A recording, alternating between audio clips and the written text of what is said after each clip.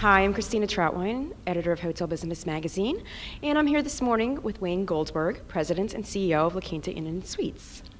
Wayne, hi. We're at the Hunter Conference here in Atlanta, and I just wanted to find out from you some of your thoughts about the conference so far, and also what you hope to take away from this conference. Sure. I think the Hunter Conference is a great conference, first of all. I think it's a great opportunity for folks within the industry to collaborate, to learn from one another, but it's also a conference where a lot of work gets done, a lot of deals get actually done. So we've got a lot of franchise partners here, we've got a lot of potential franchise partners here, and we've got a lot of our team here engaging and learning and also transacting business.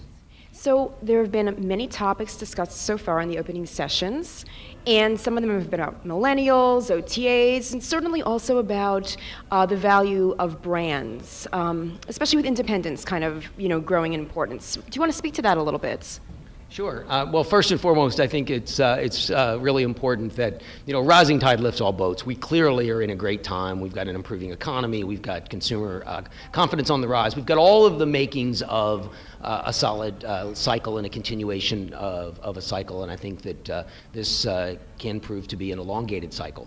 But having said that, it's funny because today I heard some things about brands and whether brands were really necessary in a cycle like this. And I remind people that first and foremost, I think brands are very relevant. I think there is an awful lot of value to a brand, even in a cycle like this. I think it's really about educating and making sure that the franchise partners are leveraging the brand and really participating in the brand programs. For example, revenue management services and those types of things. We can show a significant difference in those hotels where the revenue management services are being used versus the ones that are not. So even in a cycle like this, and then I go back to the last cycle where there's no question the brands and the strongest brands actually performed the best.